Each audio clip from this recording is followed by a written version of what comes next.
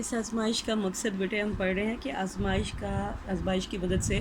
فرد کی خواہشات، ہچانات، جذبات، الجھاؤ، پیچیدگیاں سب ظاہر ہو جاتی ہیں۔ یعنی یہ آزمائش فرد کی ایسی ضروریات اور خواہشات کو بھی آشکار کر دیتی ہے جنہیں فرد عام حالات میں ماننے پر تیار نہیں ہوتا، کیونکہ وہ خود بھی ان سے آگاہ نہیں ہوتا۔ اب ہم جب یہ کہتے ہیں کہ جنہیں فرد عام حالات میں ماننے پر تیار نہیں ہوتا، اٹ مینس کہ کانشیسلی وہ ان سے آگاہ نہیں ہوتا۔ اب ٹی اے ٹی جو ہے یہ تھیری بیسڈ ہے، کوئی بھی ٹیسٹ آپ بنائیں وہ تھیری بیسڈ ہوتا ہے۔ تو اس کے جو ٹی اے ٹی کا جو کانسیپٹ ہے وہ تحلیل نفسی کے نظریے پر جو ہے اس کو بیس کیا گیا اس کو، اور تحلیل نفسی میں چونکہ لاشعور کو بہت زیادہ اہمیت دی جاتی ہے، یعنی فرائڈ نے لاشعور کو اہمیت دی ہے اور اس نے کہا کہ ہماری جو پرسنالٹی ہے 80% جو ہے اس میں جو انکانشیس ہمارے تجربات ہیں ان کی ایکیومولیشن ہے، اور یہ ہماری شخصیت میں بڑا اہم رول پلے کر رہے ہوتے ہیں، لیکن یہ ہوتے انکانشیس ہیں کیونکہ اس میں ریپریشن وغیرہ شامل ہے کہ فرد اپنے بہت ساری خواہشات، بہت ساری ایسی باتیں جنہیں وہ خود بھلانا چاہتے ہیں آہستہ آہستہ ریپریس کر دیتا ہے، اور فرد خود پھر ان سے شعوری طور پر آگاہ نہیں ہوتا، لیکن لاشعوری طور پر تو وہ لاشعوری انگیختیں بن کر ہماری شخصیت کو متاثر کر رہی ہوتی ہیں۔ ٹی اے ٹی کے ذریعے ہم ان تمام جو الجھاؤ ہیں اور پیچیدگیاں ہیں جو شخصیت میں پائی جاتی ہیں ان کی وضاحت کر سکتے ہیں اور ان کو دیکھ سکتے ہیں۔ لہٰذا اس ٹیسٹ کی جو افادیت ہے وہ بڑی حباگیر افادیت ہے،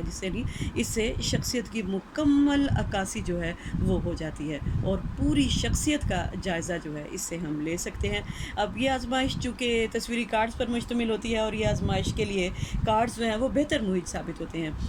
دوسری آزمائشوں کی نسبت، جیسے ہم نے وہ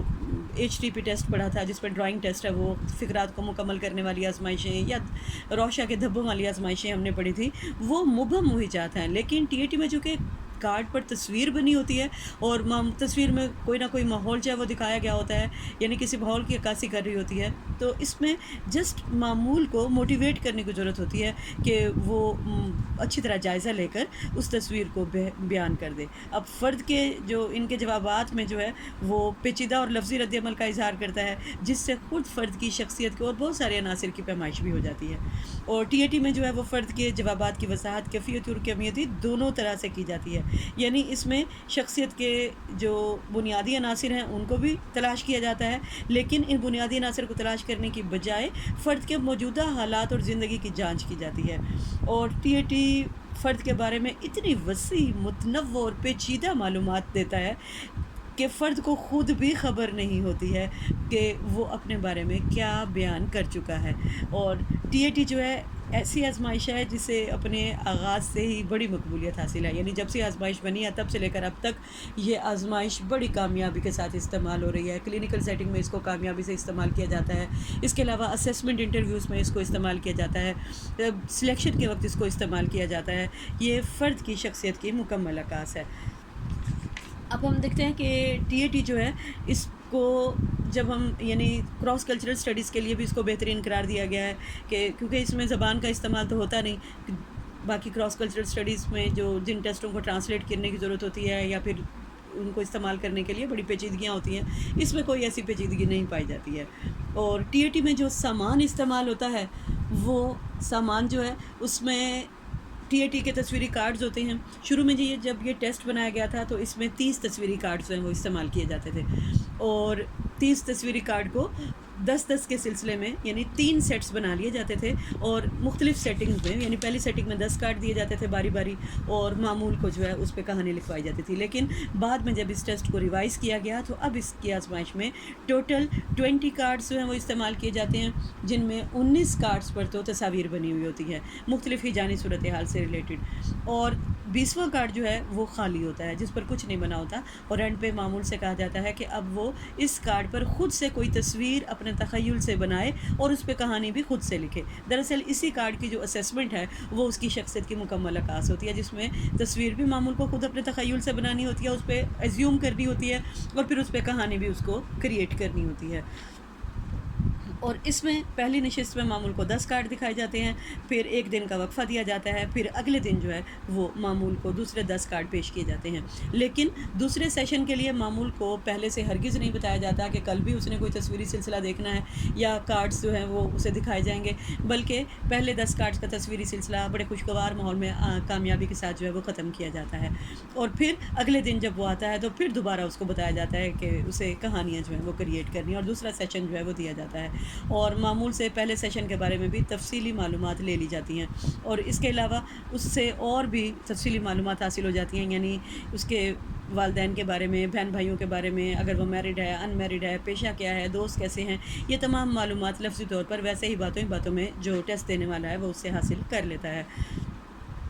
اب ٹی اے ٹی آزمائشوں کے دوران ماحول جو ہے وہ بہت امپورٹنٹ ہے، کہ ٹی اے ٹی کے اطلاق میں ماحول جو ہے اتنا زیادہ اہم ہے کہ دفتر یا کلینک جہاں بھی آپ آزمائش دے رہے ہیں اس کی فضا جو ہے وہ دوستانہ ہونی چاہیے، یعنی معمول وہاں پہ اجنبیت محسوس نہ کرے، اور اس کو جو دوستانہ فضا کے ساتھ ساتھ جو آپ کا کلینک ہے یا دفتر ہے اس کی آرائش بھی بڑے ذوق کے ساتھ اور خوبصورتی کے ساتھ ہونی چاہیے۔ اور مرے کا کہنا ہے کہ آزمائش دینے والے کی عمر، اس کی جنس اور اس کا طور طریقہ اور شخصیت سب مل کر معمول کے تخیل، جوش اور ولولے کو متاثر کر سکتے ہیں، یعنی آزمائش دینے والے کی عمر کتنی ہے، میل ہے، فیمیل ہے، اور اس کی شخصیت کے اور کون سے عناصر ہیں، اس کی ہیبٹس جو ہیں جو ٹیسٹ دینے کے دوران جن کا اظہار ہوتا ہے، اور طریقہ کار، یہ سب بھی بہت متاثر کرتا ہے معمول کو کہانیاں لکھنے کے لیے۔ لہٰذا ماحول دوستانہ ہونا چاہیے، اور ٹی اے ٹی کا مقصد یہ ہے کہ فرد سے زیادہ مواد حاصل کر لیا جائے، لہٰذا ماحول اس حساب سے کریٹ کیا جائے جو معمول کو کہانیاں تخلیق کرنے پر آمادہ کرتا رہے۔ اب ہم دیکھتے ہیں کہ مواد کا یعنی طریقہ کار کو بھی ہم نے ڈسکس کر لیا، اور آزمائش کے دوران ماحول کو ہم نے ڈسکس کر لیا۔ اب ہم دیکھتے ہیں کہ مواد کا تجزیہ، یعنی معمول سے حاصل ہونے والی معلومات کا تجزیہ پھر کس طرح سے کیا جاتا ہے، کیونکہ معمول سے حاصل شدہ جو معلومات ہیں، مرے نے کہا کہ اس میں دو چیزیں اس نے ذکر کی، ایک اس نے نیڈز کا ذکر کیا اور ایک پریس کا ذکر کیا۔ نیڈز سے مراد بنیادی ضروریات ہیں، یعنی ضروریات ہیں معمول کی، اور اس نے نیڈز کو بھی دو حصوں میں تقسیم کر دیا۔ ایک اس نے بتایا کہ پرائمری نیڈز ہیں جن کا معمول اپنی کہانیوں میں اظہار کرتا ہے، دوسری سیکنڈری نیڈز ہیں، اور نیڈز کو اس نے ایک خاص فیکٹرز قرار دیا،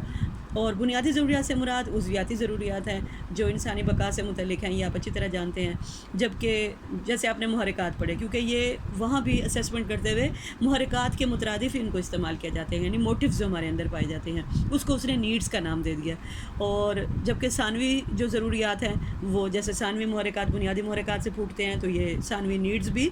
بیسک نیڈ سے ہی پھوٹتی ہیں، اور نشو و نما جو ہے نفسیاتی نشو و نما کی بدولت پیدا ہوتی ہیں، مثلاً وابستگی، تحصیل، شناخت، قوت، خود مختاری اور حصول وغیرہ جو ہے، خود مختاری کا محرک جو ہے اور حصول کا محرک، یہ آپ نے سارے پڑھے ہوئے ہیں۔